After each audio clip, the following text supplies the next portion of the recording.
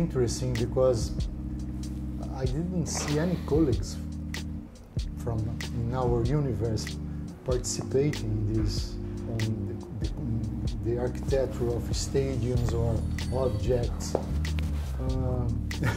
Or bus stop or whatever. This is a pity because this would be a very good opportunity to show the world what the Brazilian has to offer in terms of creativity, because we have a lot of young, good designers, architects that has no possibility to show their work as well as.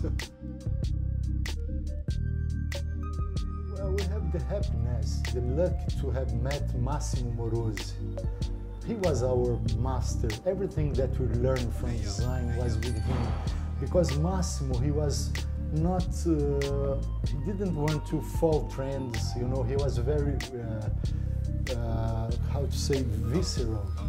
And from him we learned this attitude not to follow our path without looking these deviations, you know, keep going, even though if that's not your moment in terms of trends, but just follow your heart. Always be radical in your proposals. And we have also the luck to have our studio in Brazil, where we can work with freedom. We can create our own furniture. Doesn't depend if we'll sell or not. It's a kind of laboratory of experience. It's a small school of crafts, sophisticated crafts, I would say, where we rescue traditions that are dying. People, we teach young designers. We bring internships from other countries, from Brazil. It's every day there will be not several, but 3 or 4 activities, different manufacturing, welding, weaving, sewing. It's very active. And this is good because it's always experiments all day long, you know, it's keep going. And sometimes if it happens, a company like Edra to please some of the objects, it's okay. But if not, we still do it. We're selling small editions, limited editions. This is very positive. I think we are storytellers. We make a portrait of our environment. Because also, our heritage is not like only favelas. We live in a country with the dimensional, continental dimension. The south, north, east, west is completely different. Sometimes there is a German community, or Portuguese, or Japanese.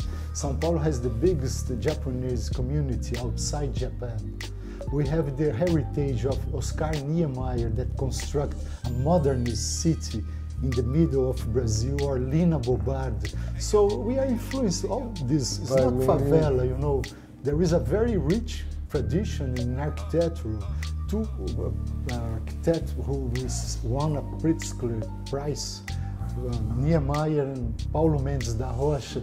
So we are kind of part of this fusion of cultural. Sons of those. Yeah.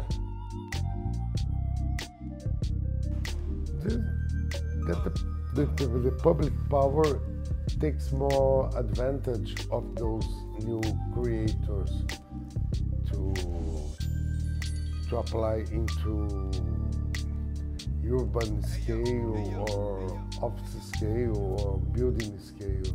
But it's funny because this year we were going to have the 3rd design week in São Paulo. So things is happening, you know, very not in the velocity as in Europe, but it's new, something very new. So there were quite a lot of young designers. We have also small companies that make editions of the Brazilian designers, which is very new. Also in the south of Brazil, we have a big pole of manufacturing furniture. So those young designers are getting contact with those companies in the south to produce Brazilian furniture. It's a very positive moment. And also young designers that has their own studio, like us, you know, produce auto small laboratories, which is very interesting.